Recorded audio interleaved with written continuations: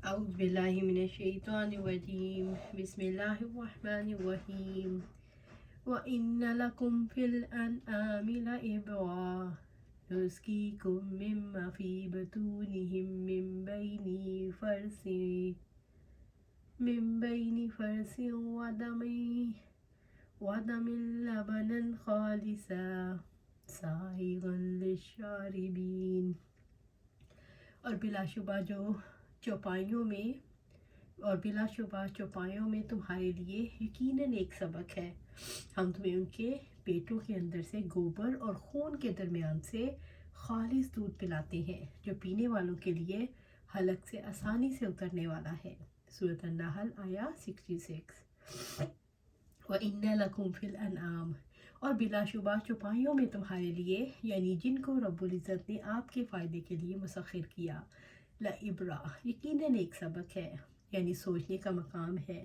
ان جانوروں میں تم اللہ تعالیٰ کی قدرت، اس کی وحدانیت اور اس کی عظمت کے دلائل پا سکتے ہو، یعنی جانوروں میں قوی دلائل ہیں جو تمہیں جہالت سے علم کی طرف لا سکتے ہیں۔ نسقیکم مما فی بطونہ من بین فرث ودم لبنا خالصا سائغا للشاربین، ہم تمہیں ان کے پیٹوں کے اندر سے گوبر اور خون کے درمیان سے خالص دودھ پلاتے ہیں جو پینے والوں کے لیے حلق سے آسانی سے اترنے والا ہے۔ جو چوپایوں سے ملنے والے دودھ میں سبق ہے، گوبر اور خون کے درمیان سے دودھ نکلتا ہے جو انسان کے لیے قیمتی غذا ہے۔ اس میں سبق یہ ہے، جو رب گوبر اور خون کے درمیان سے دودھ جیسی چیز نکالتا ہے، وہ میرے ناموافق حالات میں سے میرے لیے موافق نتائج ظاہر کر دے گا۔ جانوروں سے تمہیں اللہ تعالیٰ کی قدرت کاملہ اور وسعت احسان پر استدلال کر سکتے ہو، کیونکہ اس نے تمہیں ان مویشیوں کے پیٹ سے دودھ پلایا جن کا مادہ گوبر اور خون پر مشتمل ہے۔ اللہ تعالیٰ نے گوبر اور خون سے ایسا دودھ نکالا جو ہر قسم کی علائق سے پاک اور اپنی لذت کی بنا پر پینے والوں کے لیے انتہائی خوش ذائقہ ہے۔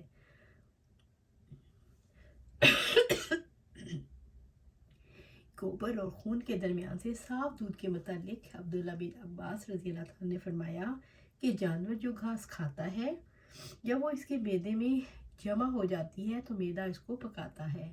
معدے کے اس عمل سے غذا کا فضلہ نیچے بیٹھ جاتا ہے اور دودھ الگ ہو جاتا ہے، اور اس کے اوپر خون۔ پھر قدرت نے یہ کام جگر کے سپرد کر دیا، ان تینوں قسم کو الگ الگ ان کے مقامات میں تقسیم کر دیتا ہے۔ خون کو الگ کر کے رگوں میں منتقل کرتا ہے اور دودھ کو الگ کر کے جانور کے تھنوں میں پہنچا دیتا ہے، اور اب معدہ میں صرف فضلہ باقی رہ جاتا ہے جو گوبر کی صورت میں نکلتا ہے۔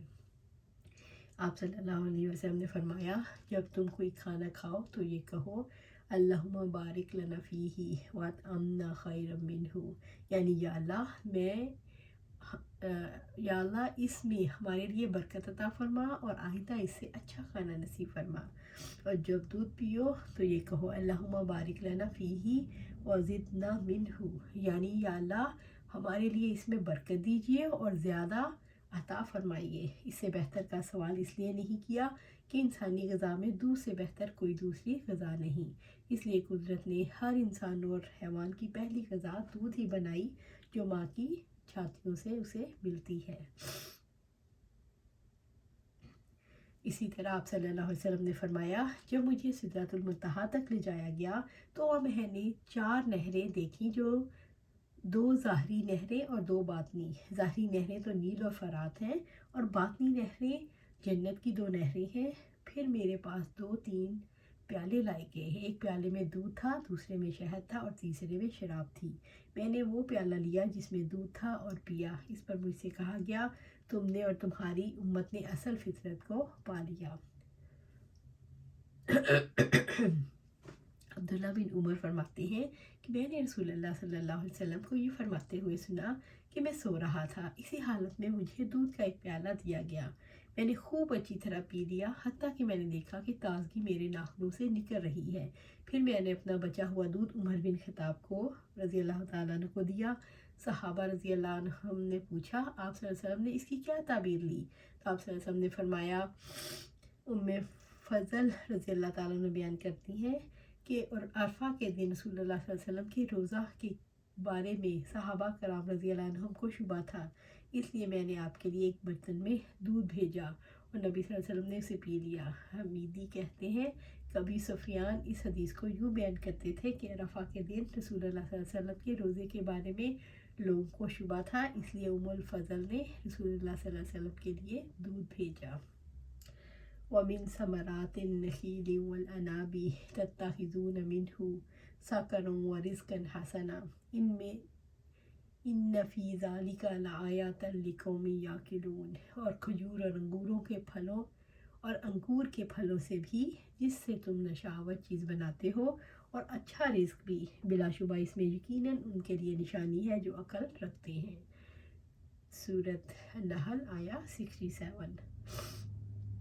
وَمِن ثَمَرَاتِ النَّخِيلِ وَالْأَنَابِ اور کھجور اور انگور کے پھلوں سے بھی رب العزت نے بندوں کے لیے جو رزق پیدا کیا، اس میں خصوصی طور پر یہاں کھجور اور انگور کا ذکر فرمایا، جن کو تر و تازہ بھی استعمال کیا جاتا ہے اور ذخیرہ کر کے بھی۔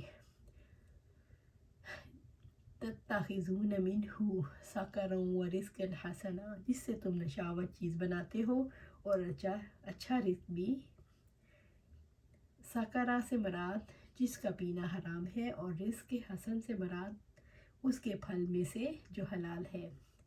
یہ شراب کی حرمت سے پہلے کی ہے، مکہ میں نازل ہوئی۔ ابن عباس رضی اللہ تعالیٰ فرماتے ہیں شراب بناتے ہو جو حرام ہے اور طرح کے جو کھاتے پیتے ہو حلال ہے، مثلاً کھجوریں، کشمش وغیرہ۔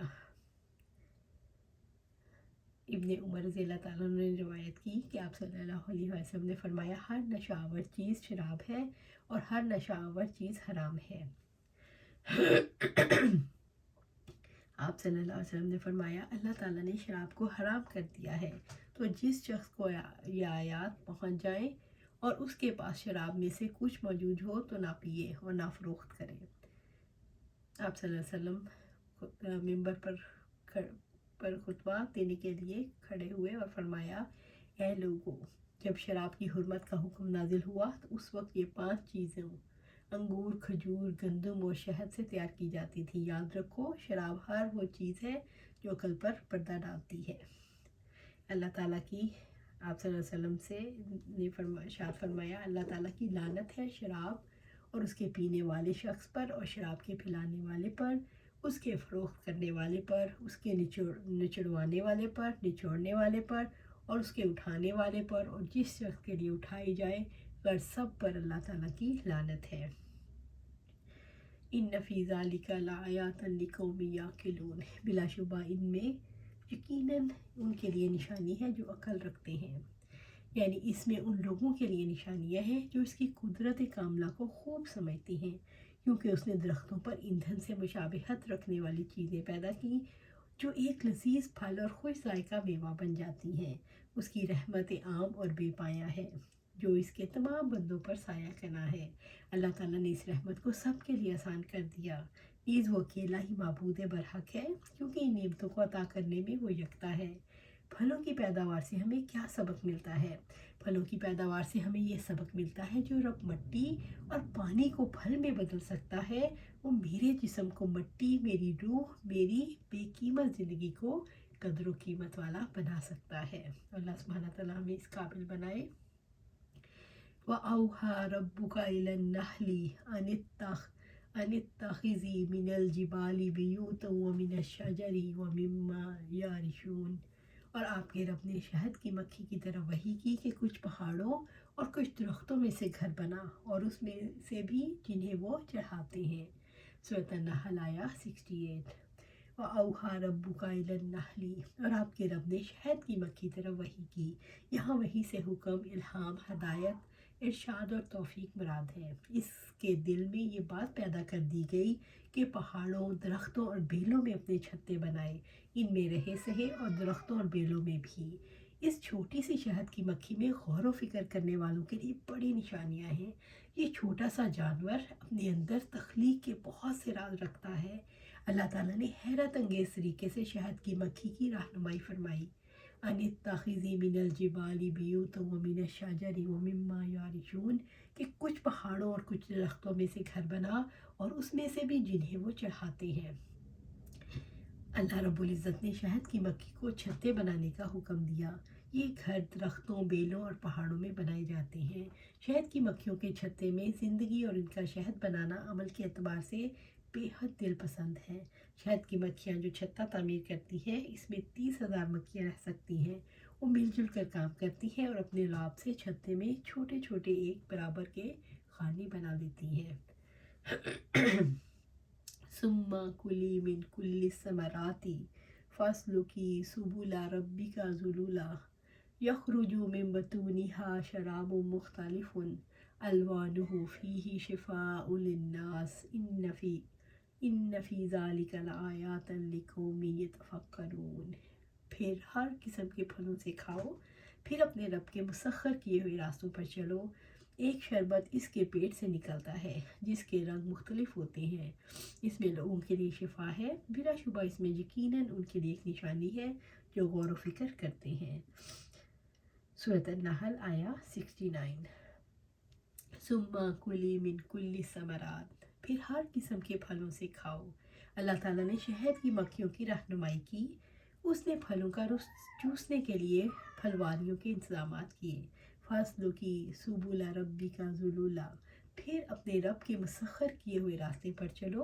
رب العزت نے مکھی کو پھلواریوں کی طرف جانے اور واپس لوٹنے کے لیے وحی کی۔ جب مکھی دن میں سورج کی طرف اٹھتی ہے تو اپنی صحیح پوزیشن سمجھ جاتی ہے۔ یخرج من بطونها، ایک شربت اس کے پیٹ سے نکلتا ہے، یعنی شہد کی مکھیوں کے پیٹ سے نکلتا ہے۔ شرابن، شربت یعنی شہد، مختلف الوانہ، جس کے رنگ مختلف ہوتے ہیں، اس کے رنگ مختلف ہوتے ہیں، سرخ، سنہری، سیاہ۔ یہ رنگ زمین اور پھلواریوں کے مطابق ہوتے ہیں۔ فیہ شفاء للناس، اس میں لوگوں کے لیے شفا ہے۔ شہد میں لوگوں کے بہت سے امراض کے لیے شفا رکھی ہے۔ شہد اس شکر سے مل کر بنتا ہے جو گلوکوز یا اس قدرتی شکر سے حاصل ہوتی ہے جو معدنیات مثلاً magnesium, potassium, calcium, sodium, sulphur, لوہے اور فاسفیٹ سے حاصل ہوتی ہے۔ شہد میں حراروں کی یعنی بہت زیادہ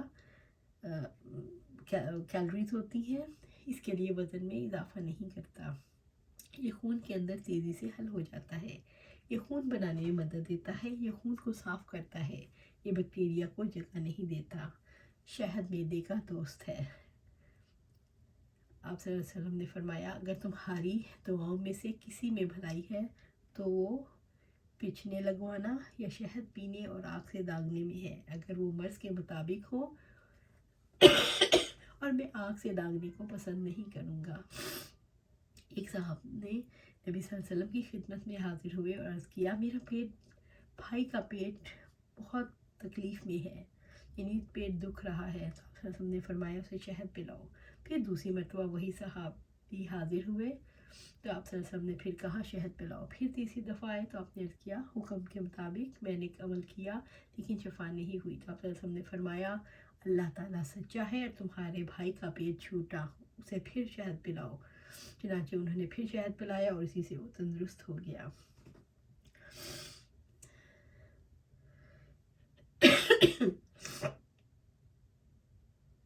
ان فی ذالک، بلا شبہ اس میں یقیناً اس شہد کی مکھی میں لآیات لقوم یتفکرون، یقیناً ان کے لیے ایک نشانی ہے جو غور و فکر کرتے ہیں۔ اس میں غور و فکر کرنے والوں کے لیے نشانیاں ہیں۔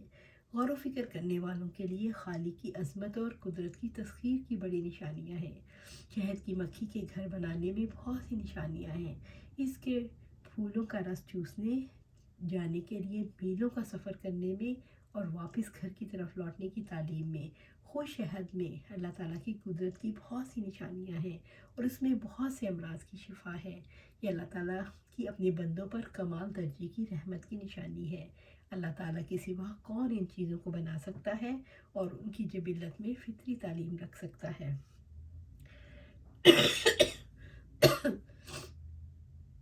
واللہ خلقکم ثم یتوفاکم ومنکم من یرد الی ارذل الامور لکی لا یعلم بعد علم شیئا ان اللہ علیم قدیر۔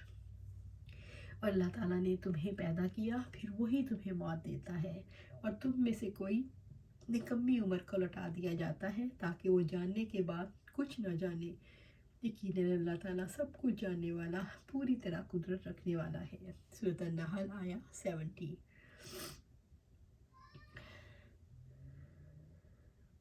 یہ آیت اللہ تعالیٰ کی عظیم قدرت، اس کے علم، اس کی حکمت، اس کی رحمت کی دلیل ہے جو اس کی عبادت کو لازم کرتی ہے۔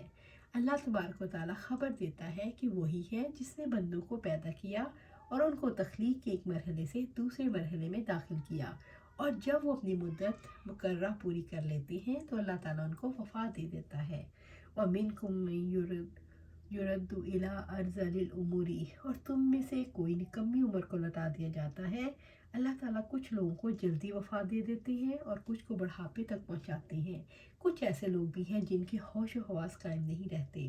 رب العزت نے فرمایا، اللہ تعالیٰ وہ ہے جس نے تمہیں کمزوری سے پیدا کیا، پھر اسی کمزوری کے بعد تمہیں قوت دی، پھر قوت کے بعد کمزوری اور بڑھاپا بنا دیا، اور جو چاہتا ہے وہ پیدا کرتا ہے، اور وہی سب کچھ جاننے والا، پوری طرح قدرت رکھنے والا ہے۔ سورۃ الروم آیا 54۔ اس عمر میں انسان ظاہری اور باطنی قوت کی کمزوری کا شکار ہو جاتا ہے، یہاں تک کہ عقل بھی، جو کہ انسان کا جوہر ہے، اس سے متاثر ہوتی ہے۔ اس کی عقل کی کمزوری میں اضافہ ہوتا رہتا ہے، حتیٰ کہ وہ تمام چیزوں کو بھول جاتا ہے جو اسے معلوم تھی۔ اس کی عقل بچے کی عقل کی مانند ہو جاتی ہے۔ لِكَيْ لَا يَعْلَمَ بَعْدَ عِلْمٍ شَيْئًا، تاکہ وہ جاننے کے بعد کچھ نہ جانے۔ رب العزت نے فرمایا، اور جس شخص کو ہم زیادہ عمر دیتے ہیں ہم اسے ساخت میں الٹا دیتے ہیں، تو کیا وہ نہیں سمجھتے۔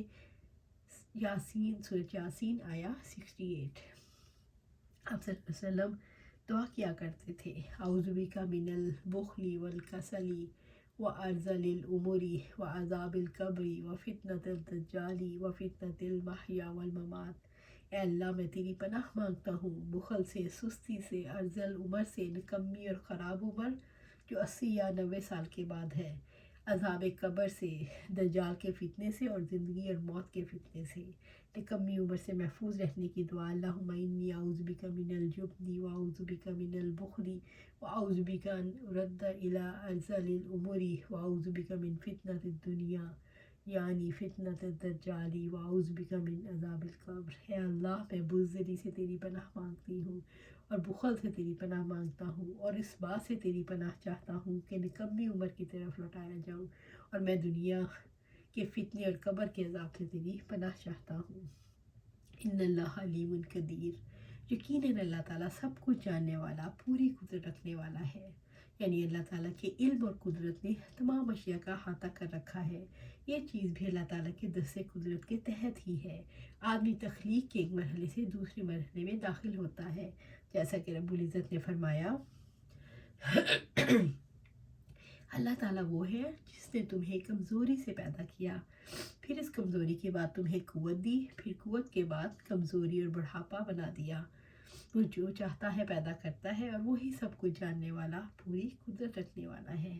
سورۃ روم آیا 54۔ اللہ سبحانہ تعالیٰ سے دعا ہے کہ ہمیں ہمیشہ چلتا پھرتا رکھے اور ہمیں پروڈکٹیو بنا کر رکھے۔ اللہ سبحانہ تعالیٰ ہمیں قرآن و سنت پر عمل کرنے والا بنا اور اس پر استقامت عطا فرما۔ آمین یا رب العالمین۔